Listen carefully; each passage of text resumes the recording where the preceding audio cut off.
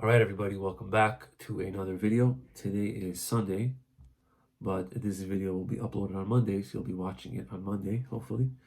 We're going to continue reading the story of Rav Shmuel Horowitz's journey to Uman from Eretz Yisrael. If you haven't watched the first two videos, where we explain who Rav Shmuel Horowitz is and whatever part of the journey he's on right now, up until today, where we're going to read from.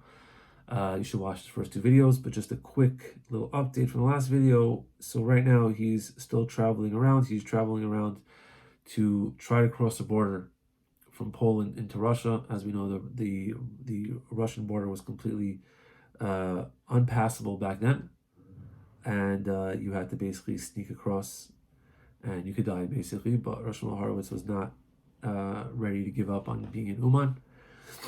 And so we're up to the part of the story where he's in Karetz with this other guy, I think, who was that guy? Rabbi Berish, we mentioned in the last two videos, who's helping him get across the border. They were in Karetz for a month, but they could not find anybody to help them cross the border. These guys who would, cross people illegally, whatever. They were davening, and they were this and that. There was a lot of stuff going on. They were in a lot of tsar, a lot of stress. They didn't have money. His visa kept on expiring. You could go to jail any second, basically. So we're going to read over here. It says that we had a lot of tsar. We were already at the point of giving up to try to get across the border after, they collected already for a few months and all these different things they were doing. But Hashem sent a refuah before the Makkah, which was a few weeks before we got to Karetz. We were talking with the Ish Pasha, the very simple man, who said that his brother-in-law lives in a small village right next to the border. But we didn't put two and two together that he was the one who was going to be able to help us. But through him, at the end, he was the one that had the Yeshua, right? Which we're going to say later on, right? So now Rav Shmuel Horowitz talks about we were just trying to do whatever we could to stay, b'simcha, whatever. We were really scared. It was right now the time of Bein HaMetzarim, the 3 weeks, and Tisha B'Av. And also we got the message from Eretz Yisrael that there were the riots, I guess the Hebron riots in 1929. It makes sense. The pogrom. Sorry, not the riots. The pogrom. They killed a lot of Yidden in Eretz Yisrael, and Rav Shmuel Horowitz was very shaken by that as well. And also, I always keep on reading in his voice. So he said that my visa was going to expire, right? And if I would have not listened to this Ish Pashut, who has the brother-in-law next to the border, I would have gone back away from the border now to try to extend the visa again. Because if they catch you without a visa, you can go to jail there. But now that I had this little remez that I remember from this guy,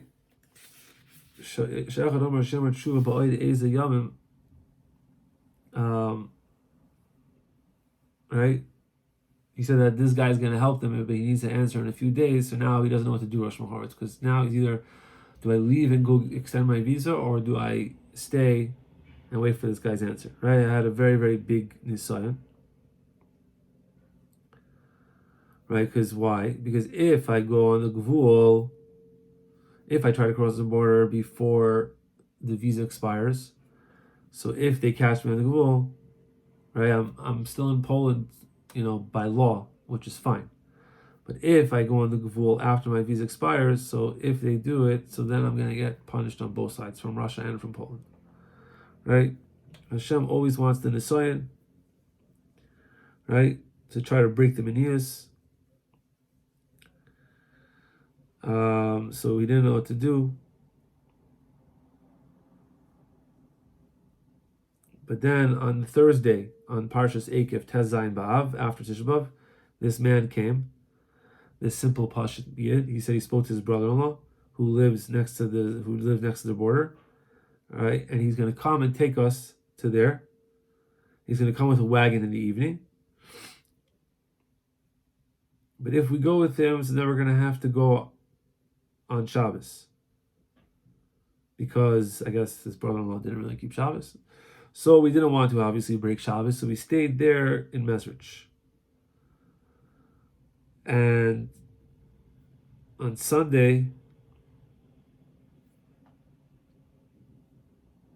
we put on our tefillin close to evening time. Okay, now they're talking about, I guess, how they cross the border. Okay, we'll see. Why they wait till Sunday? I'm not sure. Okay, whatever. I don't know why they waited till evening to put on tefillin. I guess they were trying to, because they couldn't carry anything across the border. So I guess they had to wear their tefillin. Shal roish hayradnu. So they put on their tefillin. Kesef shoyli berach $20. Hinachti b'mashkan eitzel zachan echad. I put the money by old person.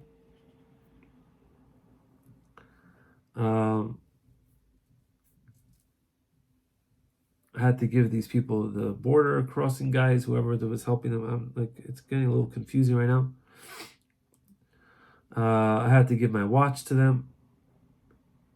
And we also had to get our money back because we had to give it to them all. And okay, fine. So now they're in this wagon. Okay, we're in the wagon. Me, Rabbi Berish, this guy, this Ish Pasha, and his brother-in-law. Right, and we made a deal with them that they just show us where the Grenitz is. I don't know what the Grenitz is. I guess he's a guy who, I don't know what the Grenitz is. I guess the crossing or whatever. And we're gonna go, and this is all mamish b'sakanas nefashos mamish. Right, because what if these guys were telling us? We were afraid. Right, we closed our eyes. We said whatever. Okay, fine. And in truth, Rav Shmuel Horowitz says I didn't even have one suffix that I was going to get to Uman. Right?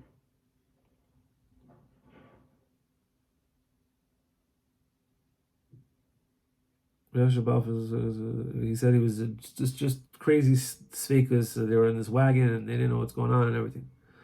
So they went on Sunday night outside the city. Right? They waited till the nighttime to go. It was already in the middle of the night. And on the way, a chassid, an army general type guy, commander, came from one of the armies, whatever, over there, who was sitting in the middle of the road, right, by the crossroads over there, and they asked us to see our passports, and I gave my his passport. I guess he's passport from Israel or from Palestine, or Palestina. And they asked him, like, what's going on? Your visa's almost expiring. Why? The visa already expired. Why are you going to the Gvul of Russia? Right? And he was extremely, extremely scared. Right? He had no idea what to do. And Rav Shmuel Horowitz started reading Shemus HaTzadikim. Rabbi Shimon Bar Yochai, Rabbi Nachman. Right? And this guy kept on investigating him. This password of Rabbi Berish is from Lodge. This is very far from here. What are you guys doing over here? He said, we're going to Karetz.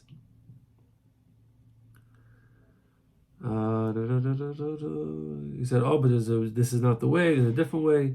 So he wanted to arrest us. But Hashem had mercy and he just left us there. He gave us He gave us all the passports. And when they got to another checkpoint on the way, he should give over the passports. And he said, okay, fine. He left us there. When we came to the Pitzel Haderach, I guess the crossroads were a different way to go. So the army guys were sleeping. We knocked and knocked and knocked, and there was no answer. So we just drove on. And then we saw another army patrol, and it was Nisim from Hashem that they didn't see us until we came to the small village, I guess that's next to the border, and he hit us with the pigs on his farm for 15 minutes. Then he went with us close to the Gvul, and there was a few houses there next to the Gvul, and they were making some noise, so all the dogs over there started barking. And he said, "Go, go, go!" And we didn't even know where to go. And Rav Shmuel Horowitz says, right now I felt like I was mamish in Gehenna. Right, like it was just the scariest moment of my life. We went straight the whole entire night until we hit a fence. What's it called? And we broke a tree and climbed it over the fence. They went for a few hours in fields of wheat. And they crossed the border. They crossed the border into Russia. Right? We went 3 hours, but they went the wrong way. They actually went. They actually went on the. They were just supposed to walk straight, but they started curving around, I guess. And it seems like they went kind of like in a semicircle, and they started going back towards Poland instead of going more into Russia. Until we came close back to the border of Karetz. And I guess the people at the border saw them, the army guys, and they started shooting at them. So we lay down on the floor, right, and we stayed there till the morning. We didn't move. We had no idea where we were, and we went. We started hearing people's voices, and we went towards the voices, and we didn't even know if they were in Russia, or didn't even know if they were in Poland. And we heard them, and we were walking, and then we heard them say, "Oh, these guys are Ibarski Polisha, Yehudim Poland, Jewish people from Poland," and we understood that we were now in Russia. These people who were talking were the people who were cutting the wheat in the fields. And we told them that we're from a certain city in Russia. And we came to this village and they made up a story, like Rav Shmuel Horowitz and this guy Rav Berish. They made up a story. Oh, we went to this village to rent ourselves out as chazanim. And they said, "Nah, we know who you are. You came from the Gvul of Karetz over there, whatever." And there was one Jewish kid there, and he spoke to us, and everything was good. There was one non-Jew who finished harvesting, and he took us on his wagon, and he brought us to the shul in one of the closer cities. And the nisim that we had with this non-Jew on the way is that it's impossible to explain. And on the way, I remember that I had in my pocket a little packet of matches that had the eagle from Poland on it. It had like a logo from Poland on it, right? And I realized if they caught me there, they would know that I'm from Poland, and it was going to be a whole thing. So, I decided to throw it outside the wagon, and the non-Jew realized that I threw something, and he stopped the wagon. He's like, "What'd you throw? What's going on?" And he looked around, but Baruch Hashem, he couldn't find anything. And many other nisim we have on the way. And the Jews there he took us to the shul, and they gave us a place to sleep and eat. We were still very scared. And we wanted to give 3 rubles, to this non-Jew wagon driver, that he should bring us to the air on a pulley. Right, they're all the way on the other side far away from Uman. So they're all in the western part of Ukraine, I guess, whatever it was. And we told them that we have passports. He didn't even think that we were not from that we were from Poland. He thought that we were still from Russia.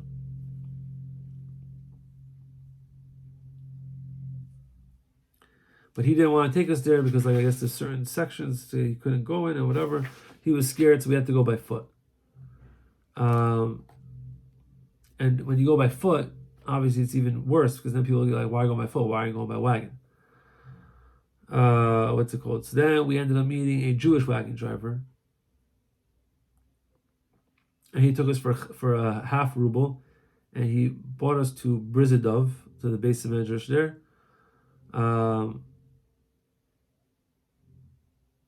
And right away, wherever we went, they knew that we were like border crossers. Like they knew, because they knew everybody was there, and then all of a sudden these 2 new guys show up. Right?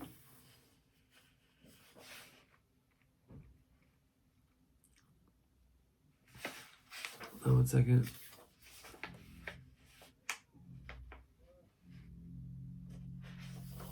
I think that's where we're going to stop today. So that's where we stopped today. Now they cross the border, and they realize that they're in Russia, and now they have to get from wherever they cross the border all the way to Uman. So we're going to keep reading, and hopefully we'll continue reading it again next week on Monday as well.